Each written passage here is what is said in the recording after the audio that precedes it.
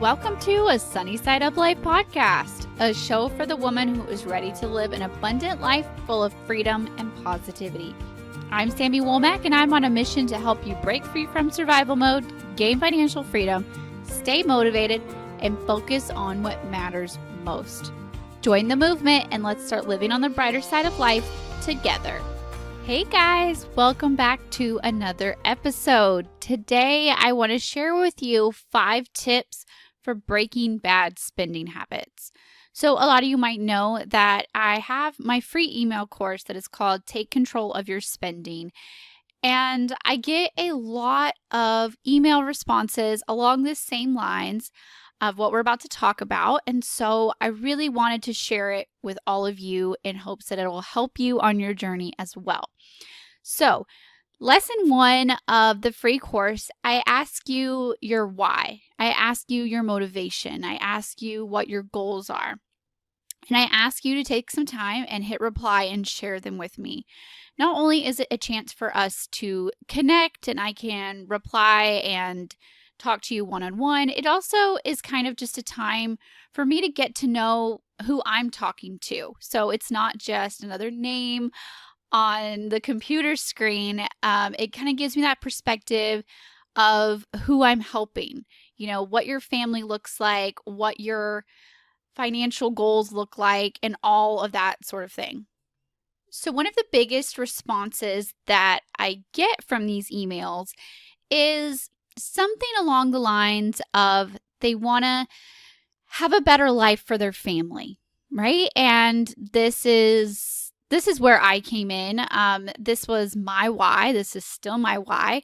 And this is probably something that you can relate to as well. You have a big heart for your family, no matter the size of your family. Maybe it's just you and your husband and your dogs, or maybe you're a single parent with kids. Maybe it's just you right now, but you have the hopes of having a family, whatever that looks like for you. Maybe it's just you and your spouse. Maybe your kids are already grown and you still want to help them, or you want to do better for your grandkids. Whatever your situation is, we all have a family of some sorts, no matter what it looks like, right? And we have big dreams for our family. Maybe that's being debt-free. Maybe that's traveling more. Maybe that's sending our kids to college. Maybe that's opening a business or retiring from the job that we hate or the job that our spouse hates to pursue something that is more of a passion, but maybe brings in less of an income. Or maybe you just simply want to have some security and you just want to have a little bit of peace of mind. You just want to have some breathing room, or maybe all of the above, right? But the problem is that when you have bad spending habits, you can't achieve those goals. That's holding you back.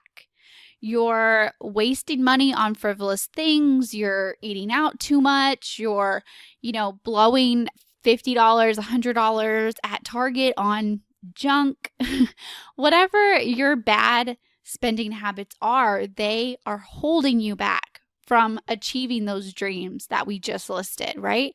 I'm sure that when I said some of those, there were a few of those that kind of maybe sparked your interest a little bit. And you're like, yeah, that's actually what I would love to do. But your bad spending habits are what's holding you back, right? So I love to share this. And I know that you can do this because I was just like you 4 years ago. I am just like you. I have a big heart for my family as well. I have 3 little girls.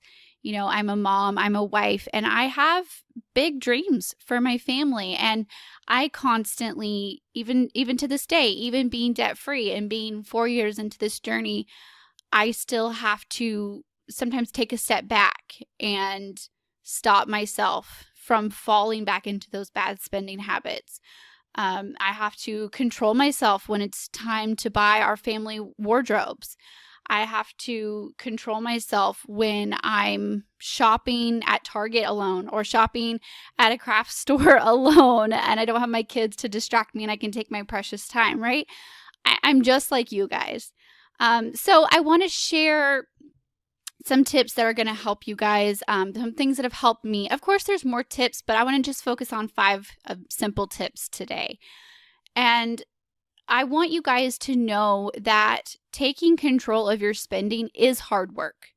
And it is not something that's going to happen overnight, and it's not something that's going to be perfect. Like I just said, I still have times where I fall back into those old habits, or I have to stop myself before it gets too far.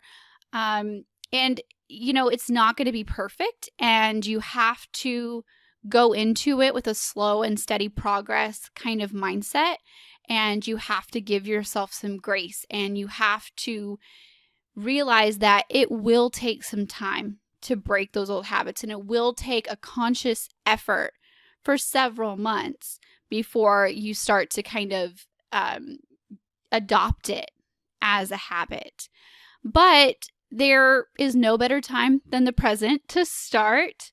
So I want to share this with you. And if you haven't heard of my Take Control of Your Spending free email course, there is a link on my website, asunnysideuplife.com. You'll see it on the top at the banner. And I'll also include it in the show notes if you're not familiar with it. I've had thousands of ladies go through it, and it's just been such a game changer for so many people, and I can't say enough about it. It's really simple. It's 5 emails sent to you over the course of 5 days. There's some action steps. There's a lot of examples. You get some free worksheets, all of that. And if you do sign up for it, if you haven't already, reply to me in lesson 1 so I can know what your why is, and I can know, what your goals are, what your family looks like, and all of that type of stuff. Those are my favorite emails. Okay, so let's jump into the tips. Tip number 1, which is my best piece of advice, is to focus on those long-term goals. So like some of the things that I listed before, what are your long-term goals? Do you want to be debt-free? Do you want to send your kids to college, open that business, travel more? Do you just want to have peace of mind? Anything that you can dream of, anything that you can dream of, even if it seems silly, you have to write it down. You have to make those dreams into written goals, or they will not ever get accomplished. Trust me. And even if they feel silly, even if you're kind of embarrassed to write them out, do it anyway. And remember that when you are debt-free, the sky is the limit. So it might not seem right now like something is possible, but 5 or 10 years down the road, it can be completely possible. I never in a million years would have thought that we could cash flow vehicles. And now we have 2 cash flowed vehicles and a cash flowed boat, right? I would have never in a million years dreamed that we could have done that. So don't be afraid to dream big, because your dreams could be very possible with the right motivation and the right hard work behind them. So tip number 1, focus on your long-term goals and write them down. Tip number 2 is after you write those goals down, keep reminders places, whatever you need to do. Maybe it needs to be motivational quotes. Maybe it needs to be pictures. Maybe it just needs to be your goals list. Whatever it is, keep reminders written in places that you will see them. On your bathroom mirror, on your phone background, on your computer background, maybe on your desk at work, or on your refrigerator at home, or in your wallet next to your debit card or next to your cash, in your daily planner. Maybe you need to make a vision board of, kids graduating college, if that's one of your goals, or a picture of a country that you want to travel to, or a business that you want to start, or a vehicle that you want to own, or something like that. Make a vision board. You can use that as the background on your computer. You can use that as the background on your phone. You can print it out physically, hang it somewhere in your house. Anything that will remind you daily that you have bigger and better dreams. You have a bright future waiting for you, and that you are done wasting your money on frivolous spending because you have some big goals to accomplish. So tip number 3 is to stay out of stores and stay away from things that are triggers for you. We all have our triggers, and You might not know right off the top of your head what yours are, but once you start looking for them, you will find them.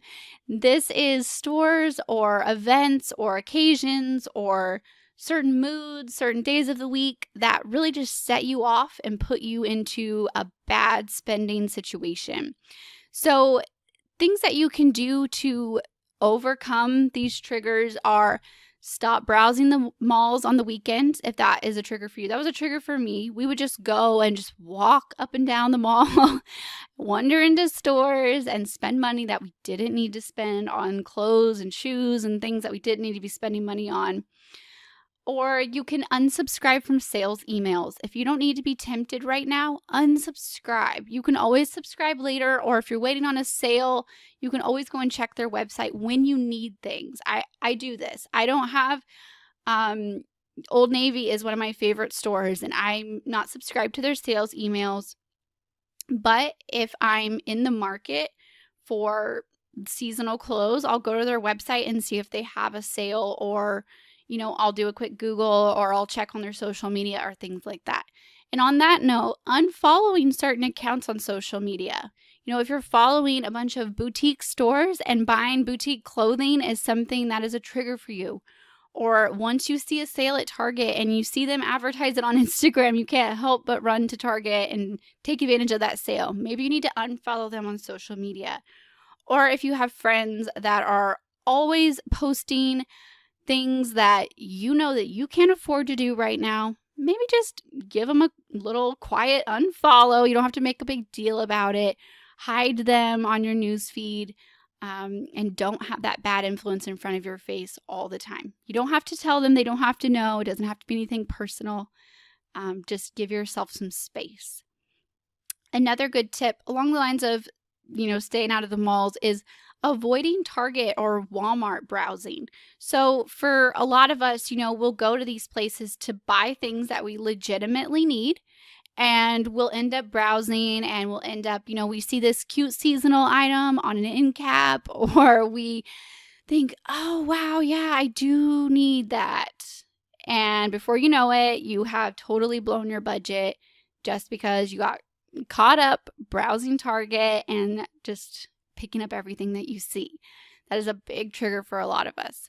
So some things you can do is, you can shop online on Amazon, things like that. You can shop online for Target, Walmart, any kind of clothing store. I do this with my family's clothes now because I know I do not trust myself to go in Old Navy and see the entire store and get that vibe of the store. I'm a shopaholic, a recovered shopaholic. I don't need that temptation. So I shop online.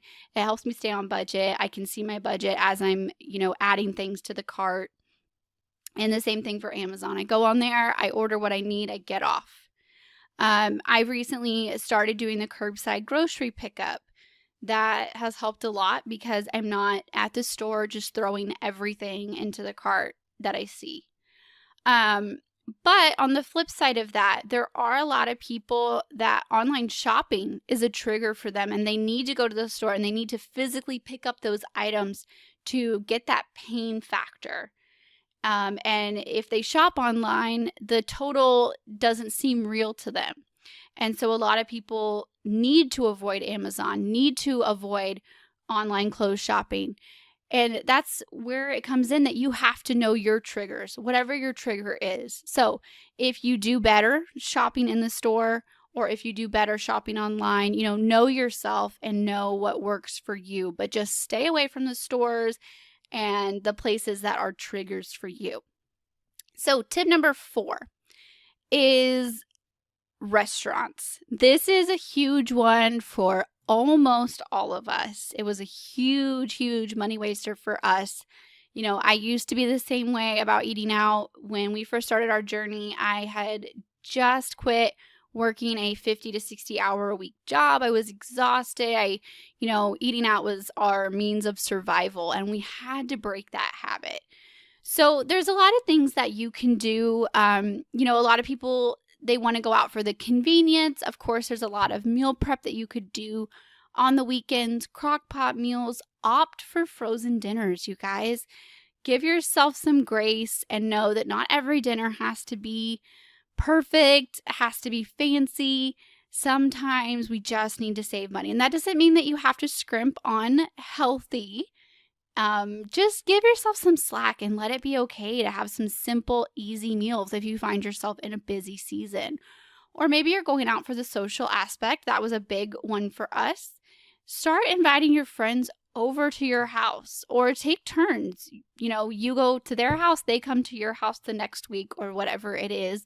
Do family dinners at somebody's house. Sit outside if you don't have a big enough house for everybody to sit inside.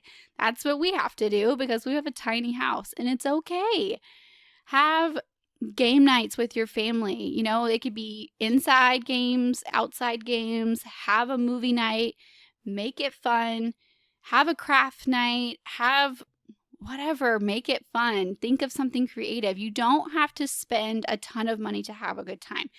In fact, since we have stopped going to restaurants so much, we have actually found that it is so much more fun to have our friends over to our house, just kind of hang out, have a chill night, because we can actually talk without yelling. We're not constantly having to get onto our kids to remind them to sit down, to remind them to mind their manners. They can run off and go play, and the adults can talk. Plus, we're not rushed. At a restaurant, I feel like you're always rushed. You have maybe an hour tops, and they want you out of there so they can sit someone else at your table. Which brings me to tip number 5, kind of along the same lines, but tip number 5 is to get creative with your family fun and your date nights. So this is anything outside of the house that isn't necessarily a restaurant. Any kind of family fun or date night occasions is just to remind yourself that it doesn't have to be expensive to be fun. You don't have to keep up appearances. You don't have to feel like, oh, everything has to be Instagram perfect so I can have, this fancy picture to post. You don't even have to tell people what you're doing, you guys. Remember that this is about you, and this is about your family, and this is about your long-term goals. So don't worry about what everybody else is doing. Focus on having quality time with your family and having quality time with your significant other. This might take a while to break the habit, especially if your kids are older or if your kids are accustomed to doing certain things a certain way, or if your spouse isn't 100% on board. But just stay positive, keep an upbeat attitude towards it. Tell everyone, this is going to be fun and this is what I have planned. And eventually everyone will start to get on board because they're going to start to see that the quality of the time is more important. So some things that you can do to kind of get this started, if this is like a brand new concept and you're like, the only thing we ever do together as a family involves spending a ton of money. What do I do? So first of all, you could ask your kids what they want to do. Within reason, of course, if they want to go to Disneyland or something like really expensive. But a lot of the times our kids just want our attention. They just want to go to the park. They just want to go for ice cream, which is usually super cheap. Things like that. Make it fun. Really focus on making this quality time. Really focus on making memories, not just spending money. So this is a good time to put your phones away, give your kids your undivided attention, give your partner your undivided attention, really have some quality conversations, maybe do some exploring outside, go somewhere that you've never been before, start a new tradition. Maybe every Sunday you guys go for ice cream and it costs you $5 or $10, and that's so much cheaper than going to the mall every Sunday or going out to eat every Sunday or something like that, right? Or every Tuesday we go to the park or something like that. Get creative. Ask your kids what they want to do. Ask your partner what they want to do. Put your phone away. Focus on the quality. Don't be afraid to get outside, explore in nature, and maybe even start a new tradition. So, those are my 5 tips for breaking bad spending habits. Of course, there's more. Maybe I'll share more with you guys another time, but I wanted to keep this one short and sweet. So I hope that this has helped you. And I have a little surprise thank you present for you. So remember earlier how we were talking about keeping reminders around you all day long? Well, I have an awesome freebie for you that will help you stay motivated and help you stay focused on what we talked about here today in this episode. So if you go to sunnysideuplife.com/podcasts, scroll down and find the link for this episode number 5, you will find a link to the free motivational phone backgrounds in the show notes. Or if you're listening to this on iTunes, you can scroll down on your show notes and you should be able to click the link for free motivational phone backgrounds. And you are going to find a place to sign up. You enter your name, enter your email address, and I will send you 4 motivational phone backgrounds that are going to help you stay motivated and stay focused all day long. I hope you enjoy the free gift, and don't forget to subscribe and leave me a review while you are at it. I would really appreciate it. And also don't forget to share this episode on social media. That is what is going to help me grow. I appreciate you guys so much, and I hope you enjoyed this episode. I will talk to you guys next time.